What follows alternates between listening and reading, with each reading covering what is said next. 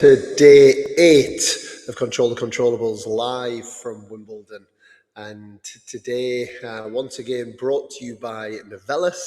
And we will be going through the major moments of the day, brought to you by Soto Tennis Academy, our tennis athlete player of the day. And then we have our guest. Our guest was a champion here in 1995 as a junior. He was a top 100 player in the world. He retired in 2006, got as high as 94 in the world. And Martin Lee is our guest. So I'm looking forward to hearing that story. A winner of the junior event is kind of cool, right? So looking forward to hearing that. But to start with, I guess that the word, which I feel I've been saying now for quite a few hours on the back of the football that I stayed up to watch last night, is wow. Wow, wow, wow. And I was saying that all day as I was watching the football in the middle of the night. And then I'm now saying it again because the youngster, he's done it. The Brit has made it to the quarterfinals. Arthur Ferry has beaten Grigor Dimitrov 7-6 in the fifth set for the second round in a row, down a break. He was down 2 breaks of serve in the fourth set. The other day against Izu Bergs, today he was down 2-1 and a break in the fourth set. And he's come back, and once again he has made his way through. This time on centre court. The other day it was on court 18. It was wild out there. It was incredible. The hill was going crazy. It just brought so much to Wimbledon to have it. And I always think that at all the Grand Slams, if you have someone from that nation that's doing well, it works, right? It keeps the energy with the crowd. And a big well done to Arthur Ferry and all of his team. And next he plays Flavio Cobolli in the quarterfinals in a couple of days' time, where I know people are saying it, and he did beat him in the Australian Open, but I think it's obviously a very different match now. You know, Cobolli's just made final in Roland Garros, and going to be an interesting match in a couple of days' time. But that's not for Arthur to worry about right now. He needs to enjoy. He needs to recover. And I think everyone here on the grounds at Wimbledon just needs to take a bit of a breath after the last 24 hours as a sports fan in this country. And if I move to the other major moments of the day, brought to you by Soto Tennis Academy, Taylor Fritz, we've said it for the last few days, my pick to come through that bottom half of the draw. He's just kind of sneaking through. You know, he started off with what seemed like a terrible draw to be playing Jack Draper in the first round, but that's just kind of, you know, once Jack pulled out, it's almost like, has he even played yet, Taylor? And he's now in the quarterfinals. He won in straight sets over Alexander Bublik today, and he will next play. Taylor Fritz will next play. Who will Taylor Fritz play? I know who he plays. Let me have a little look at the draw. He plays. It is the winner, I think, of the Zverev match. Yeah, so he plays the winner of the Zverev match. We know that he's got that crazy record against Zverev, right? As well. So if Zverev does get past Laheka today, they've just gone on to centre court. The graveyard shift, right? They can only play tennis up until 11 o'clock. You know, we saw that happen with Coco Gauff last night. She was told there was one more game as she was serving at 5-4, and she managed to serve it out, and she celebrated tapping her watch. Well, they have. I was out there because my nephew's here, so I managed to get him on the court before I ran over here. And I looked at the clock, and it was like 2 hours 10 minutes basically they have to play this match tonight. So basically, unless that's a straight set drubbing, we're going to find that match is going to be called off. On the women's side, who was going to be the 10th different champion in 10 years. You know, we're not getting repeat champions. We don't have the Roger Federers winning 8 years. We don't have Novak Djokovic. We don't have Pete Sampras. Right now, it's kind of changing hands every year, which is kind of cool, right? Naomi Osaka will play Karolina Mukova. Jess Pegula against Coco Gauff. We know that they played yesterday. But then we have Linda Noskova, who beat Madison Keys today, reaching the quarterfinals for the first time at the All England Club. Just Noskova's again, sneaky good, man. Just sneaky good results over the last couple of years. And she I believe now plays against Marta Kostyuk, who Marta Kostyuk won again in straight sets. And she's a great example, I think, Kostyuk, of someone who, sorry, she doesn't. She plays Mertens. Noskova plays Mertens. Kostyuk also came through to beat qualifier Ashlyn Kruger. And improved to 10-0 this season against players from the United States. A little fact for you.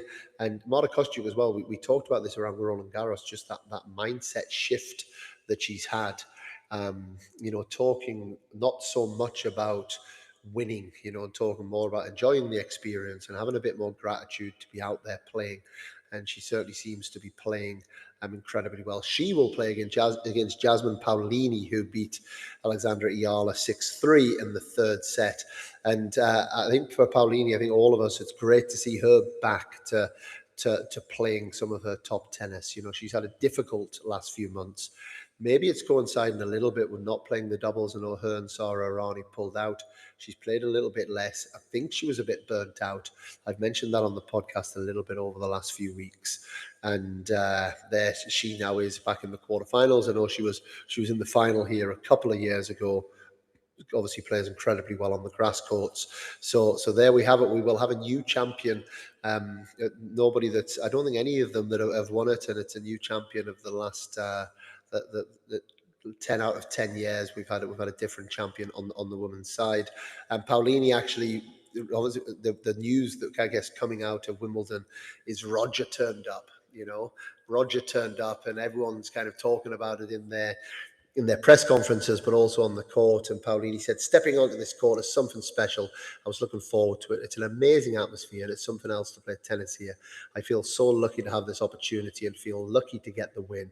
And I want to thank Roger because he's my idol. And I did think that about Arthur Ferry as well. And obviously Arthur did mention him as well in his on-court interview. But he's playing against Grigor Dimitrov that basically plays like Roger Federer. And then Roger Federer's in the front row watching. And he's British and has got the whole nation on his shoulders. He's playing in his first fourth round at Wimbledon. He's playing his first time on centre court. He's playing all of these things. For him to be able to handle that, I know that he has been our tennis athlete player of the day. Earlier, we didn't give it for the win over Zizou Bergs, even though we probably should have. But I don't think we can have anybody else today that is our tennis athlete player of the day, and that is Arthur Ferry. So a big shout out to Arthur and his team on another brilliant day, an experience no one can ever take from him. On the doubles side, we are moving into the quarterfinal stages in the men's doubles. We had, yesterday, we know that Harry Heliavar and Henry Patton won a big match. There's been a lot of close matches. Arevalo Pavic beat Julian Roger and Theo Winiger in 3 sets. Julian Cash, Lloyd Glasspool, last year's winners, they won 7-5 in the third today. We had a bit of an upset. Christian Harrison and Neil Skupski went out to the alternates, Kokkinakis and Kovacevic. And then the big result is Krajicek and Mektic beat Vavasori and Beleli. And Krajicek and Mektic were actually 9-4 down in the third set tiebreak in the round before. And here they are finding themselves now in the quarterfinals, where they will be playing now against Kokkinakis, Kovacevic, Helivara Patton player Andriossi and Guinard, and then Arevalo Pavic play Cash and Glasspool, and Kravitz Putzbe Dumbia Rabul. On the women's side, before Martin Lee is coming on, he'll be on in the next minute or so. A big shout out to Ingrid Neal and Juju Olmos, who put in a brilliant result today, brilliant performance to beat the third seeds, Danilina and Krunic. Perez and Scherz get the walkover. Marta Kostyuk has decided too much to play doubles and singles. We've talked about that a lot this week. It's not so easy for these players to combine the two, which is why we end up with players that end up specializing in singles or specializing in doubles as well. Ayama and Liang took out Su Wei, Shea and Wang. Shuko and Liang put in a great performance at French Open as well. So well done to all of these teams. And then the last one would be Yang and Jiang, and Zhu beat Siegmund and Zvonareva. So that's hotting up as well, the doubles. Our girls tomorrow, Gabriela Dabrowski and Luisa Stefani, are on court 12 at 1 p.m. tomorrow. So if you're at Wimbledon, come and support. Get behind the team. But now a big welcome to Martin Lee. How are you doing, Marty? How's things? Welcome to Control. I'm all good, Dan. How are you? Very good. Thank you for joining us. And it was the last time I saw you, we were not in the pub, but we were in the Long Bar on Saturday, the Bisham Abbey reunion, where we all trained all those years ago, and it was nice to see a lot of old faces, huh? Yeah, it was great to see everyone. It's great to see the old coaches that we used to work with. I think that's the first time we've all been together for probably 20 years, I think. Yeah, and I think the thing for me, Marty, that was quite special about it is how we're pretty much all still involved in the sport, right? Like it goes back a long time. We all went to school together. We got stories that we can't talk about on this podcast together. But just I think we all just kind of filter straight back into being good mates. Kind of gone through so much together, but also we're still hopefully trying to pass something on to the next generation as well. Yeah, I think that's the big thing is that we were so young when we met, and it's sort of 30 years later, and most of us are still involved in tennis, and all at quite a high level, which is fantastic for British tennis and everyone involved, really. And Ian Barclay, and many of you that are listening, you will know Ian Barclay. And the Barker's is an absolute legend of the sport. The coach, he was well known, obviously, to be the coach of Pat Cash when he won Wimbledon in 1987. I think Pat Cash was the first player to climb up into the stands. And Barker's basically looked the same in 1987 as he looks now. He had his grey hair, he had his grey moustache. And, we were then very fortunate to have him looking after us at Bisham Abbey, which was the National Tennis Centre at the time. And here he is, 88 years old. He's managed to get on a plane from Australia to come and see us. And that was pretty special to have Barker's there as well, huh? Yeah, it's amazing. He tries to come over every year. We always meet up. And I think the thing with Barker's is when he sort of took over the National Tennis School and started coaching us, we sort of knew about him, but didn't not like what he'd done in the game. We knew he'd coached Pat Cash, and I think the thing with what he did with Cashy was that he coached him from the age of 12 or 10 all the way up to win Wimbledon, which doesn't happen now. It's something unique. So sort of we got to know a lot of stories about Barker's when we started sort of playing the junior Grand Slams, and every single person in the locker rooms knew him, and it's sort of Barker's was just famous for being Barker's. He's such a nice guy, and just had so many good stories, and just made sort of training fun, didn't he?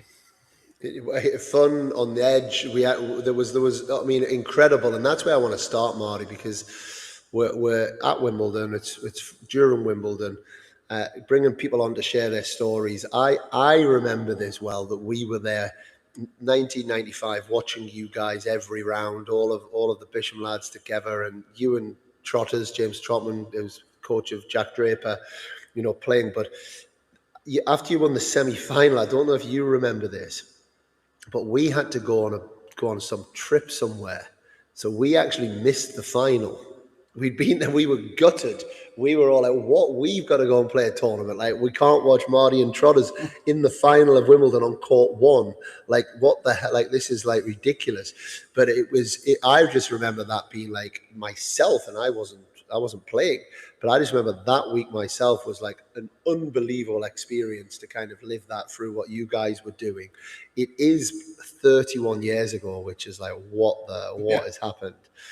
Go back to that 31 years ago. You're playing juniors. You find yourself in the junior Wimbledon final.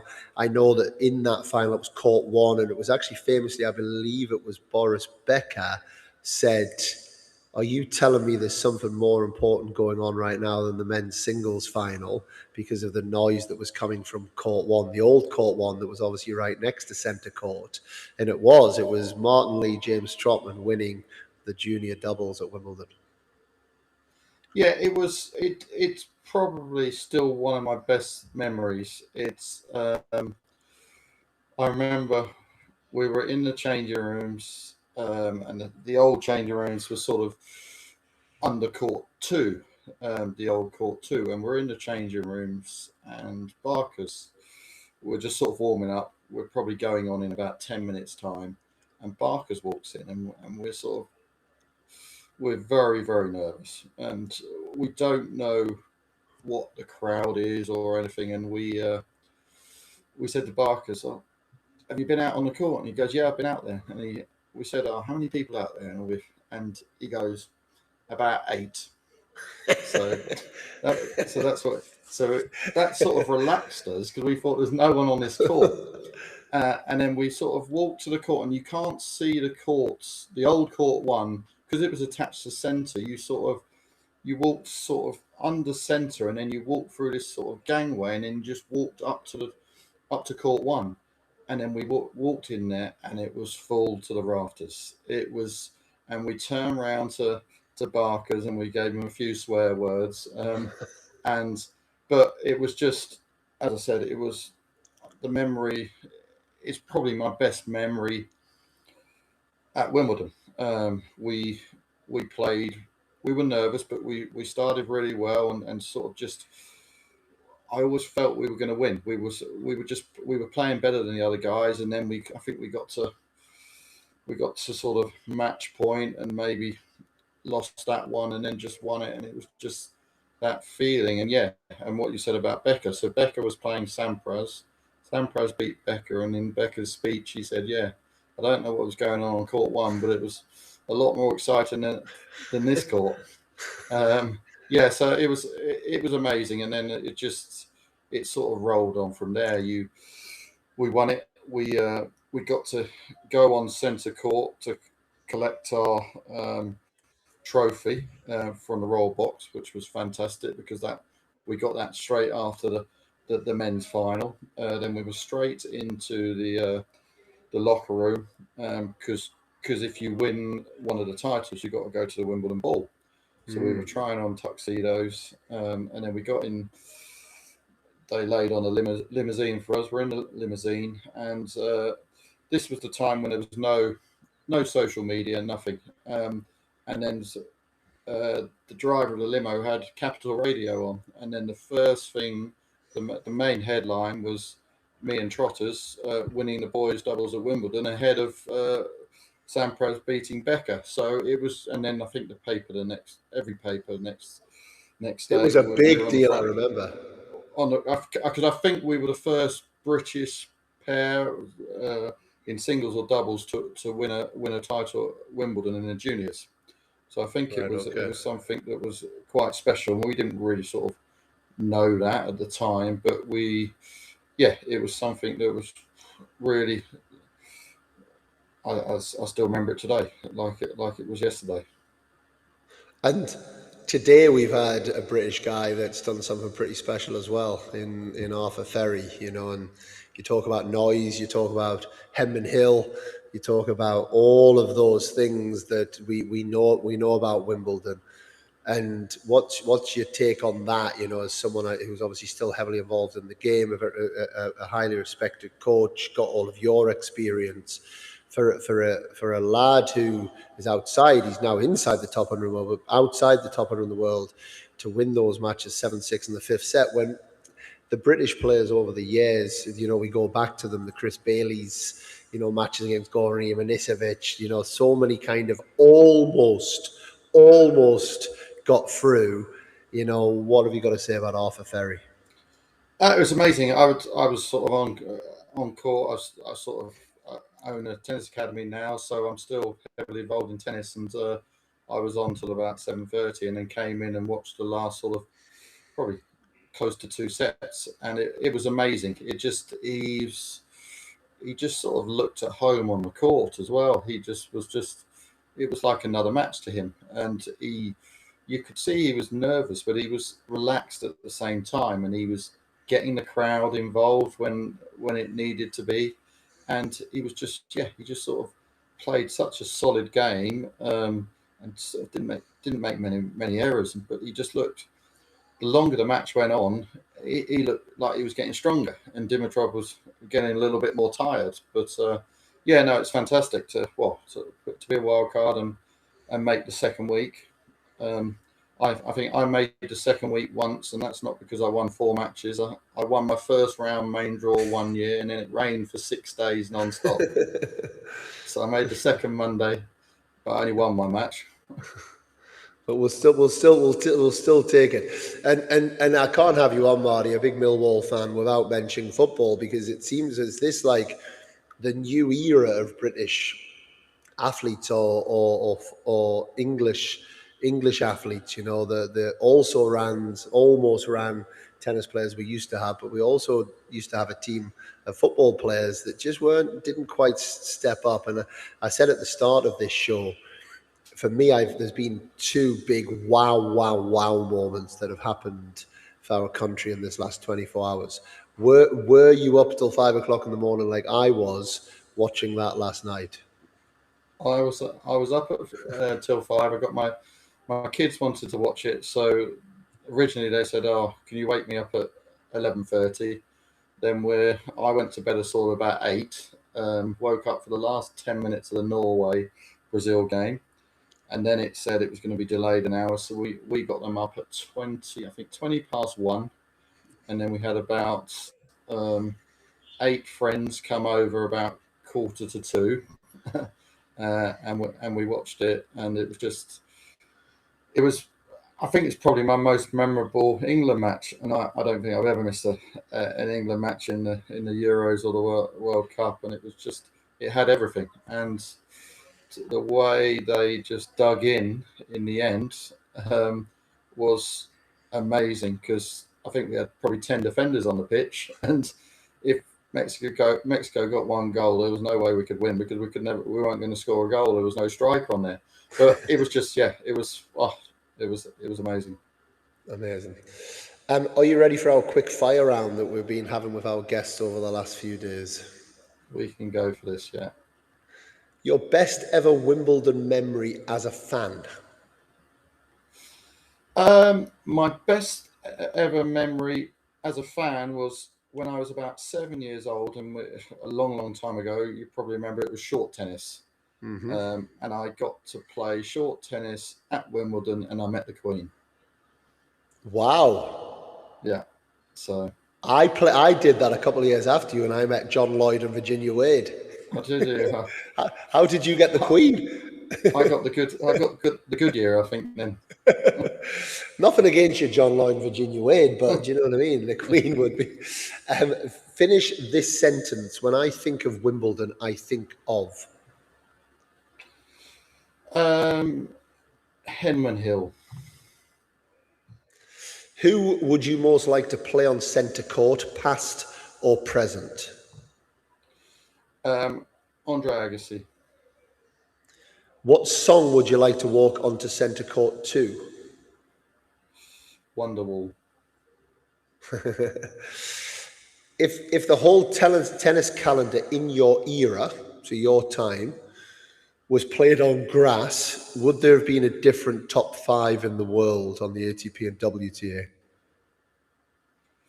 No, because I've sort of, when I was playing, the grass was really fast, and it was the serve volleyers and the ones that did well on grass always did well on grass. So I would say it's the Samprases and what about now? Now I think it's a bit different. Like today, the Ferry match was good, because they were coming to the net quite a lot, which we don't really see. And the grass has got so much slower each year when I was playing. So I think it probably would be different now, maybe, because I don't know, Pete Sampras's serve might not be as good now as it was, because it was really fast then. But I don't. difficult to answer that one. Who's your favourite ever Wimbledon champion and why? I think Goran.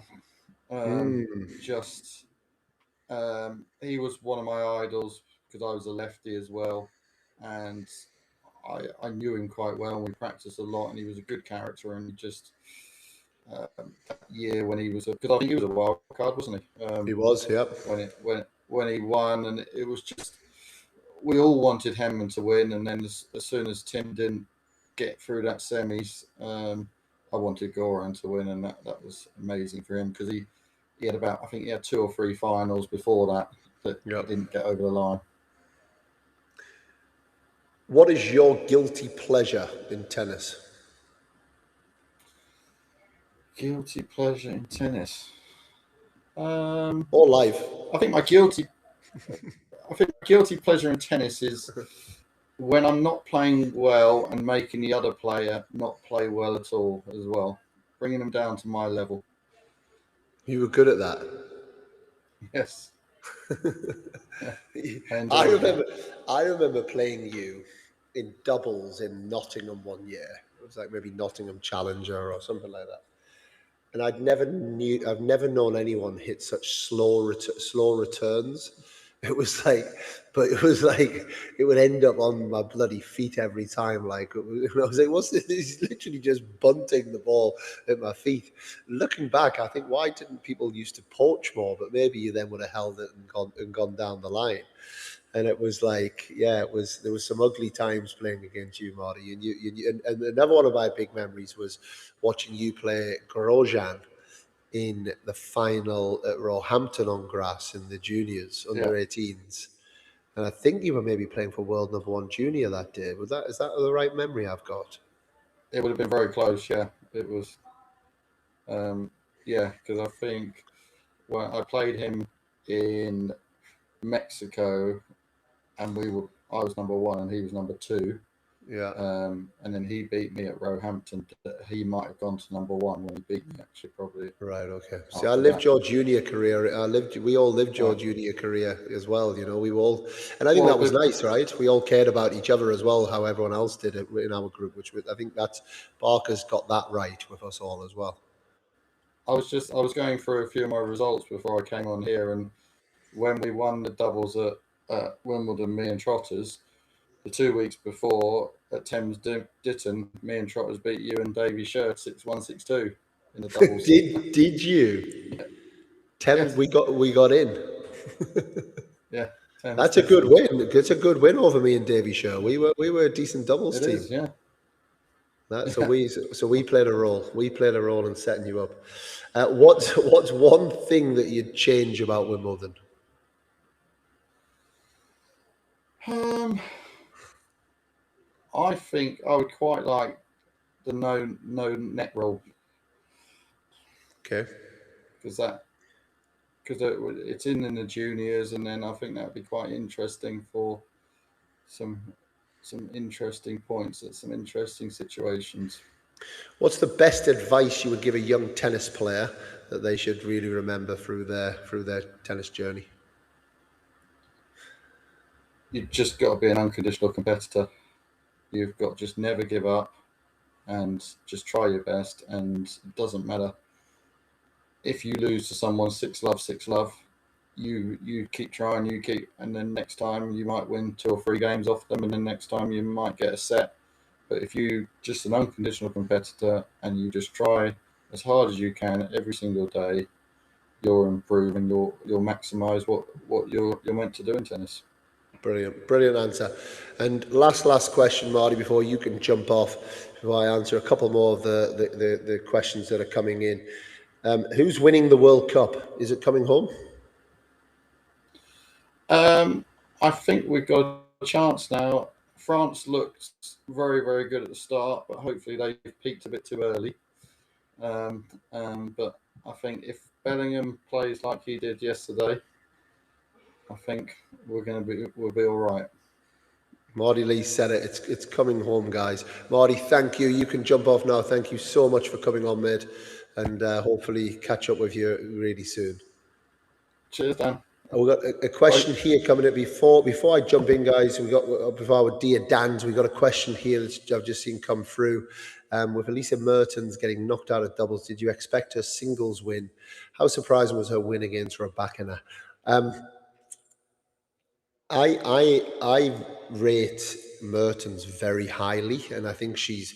I think you have certain players. This will be my take on it. You have certain players who have a very high range or level, so on their good days they're hot, like really right there. And then but sometimes the range, if you imagine almost like a boat, the range of their boat is a bit too far. So it's like on their great day they're fantastic, but on their bad day they're really not so good. And then maybe on their medium day they do okay. They do okay. How I see Elise is she's got quite a small boat, and her kind of base level is very good, and her bottom level is very good. Maybe she doesn't quite have that top level that your Rebecca and Sabalenka and these players have. But the second thing that I would say alongside that, I think she's a brilliant competitor, like absolutely brilliant competitor. So I think when she plays these top players, if they're not absolutely on it on that day, then I think Mertens is a nightmare for them.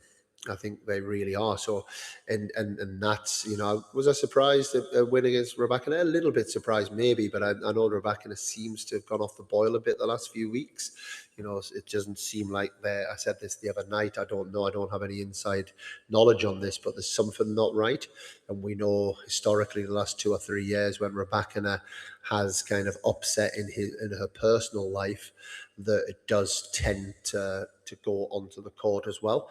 And so the worst person you want to play when you're not feeling confident and you've maybe got a few things going on is you don't want to play against Lisa Mertens, because she will just make your life hell. And so because it's taking all of that into account, I wouldn't say it's a massive surprise. Her chances against Noskova, I actually have Mertens as favourite for that match. I know Noskova's playing very well. But again, for that same reason, I think Noskova has to play at her very, very high end, and I think Mertens will just bring a really strong level, her base level. And I think if they both play almost their base level, I think Mertens will win with pure determination and fight. If Noskova plays her highest level, she'll maybe hit Mertens off the court. But Elisa Mertens for me is maybe favourite in that match, and I think. I think it's a real opportunity for them both. So let's see. But big fan of what she brings to the court, and very very difficult player to beat. A couple of little Dear Dan questions before we go today, guys. And thank you for Betty. Thank you for those questions. And thank you as ever for the support of the podcast. One from Claire, Claire Fielding. What do you think other tournaments could learn from Wimbledon? Difficult question. I think, look, what I love, a bit like my analogy on this is you go to everyone's wedding, and weddings are different in their own unique way. Like my brother got married, and they did their wedding party at a pub in London, and it just worked. It worked for him, worked for the family, worked how it was. I've been to weddings that are in beautiful castles. I've been to weddings that are in, you've got marquees. I've been to weddings which are much smaller, and you've got a more intimate dinner. And I think it can work in lots of different ways. There's lots of, as long as it's authentic. And I think my thing to bring that back to tennis, if I've made any sense on that, is Wimbledon is just so unique and authentic to Wimbledon. Just everything about it, how it's manicured. You look around the grounds and like the detail of everything. The ivy that's coming off the centre court, the flowers, the positioning of the finishing touches to everything that they do. Obviously they're carrying a lot of tradition and history. Whereas if you try and take some of that to like the US Open, it maybe doesn't work because the US Open is New York, and authentic to New York is the hustle, the bustle, the people everywhere, the loudness, the lights, the glitz, the glamour. That's what makes New York special. So it's I think it's difficult sometimes to compare tournaments. Obviously from an operational standpoint, there's lots of things that I would have personally that Wimbledon could do better, as I would lots of tournaments, but also that they do very well. But from just an event of what Wimbledon is about and what most of these tournaments are about, I almost wouldn't like to compare, because I think it's about being true and authentic to yourself, to the culture, to the to the nation that it's in. And that's something that obviously Wimbledon does incredibly well, but sort of lots of tournaments do that incredibly well as well. But thanks for asking that, Claire, and getting in touch. We have one last question I'm going to go through this evening before we get out of here. I've got a match to plan for tomorrow. We need to make sure everything's in place for that at 1 p.m. tomorrow. But one from Sam Evans here. Hi Dan, what aspect of doubles has evolved the most since your playing days? Um,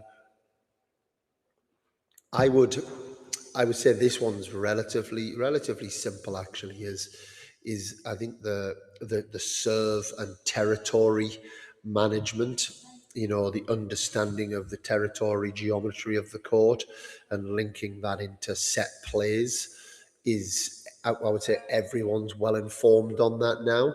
And because the serves have naturally improved over the years as well, the success of the serve, or the quality of the serve hitting the spot, and then understanding the position related to that, means that returning in, this is men's doubles more than anything, but means that return becomes very challenging, because the spaces are closed down. And I think, whereas what we used to see a little bit more in men's doubles is that the return got past the service partner more, which probably makes for a little bit more. And we had Johnny O'Mara on the other day, and I've seen he's been tweeting this a little bit as well. And I think there's context to what Johnny's saying, that men's doubles is a bit boring.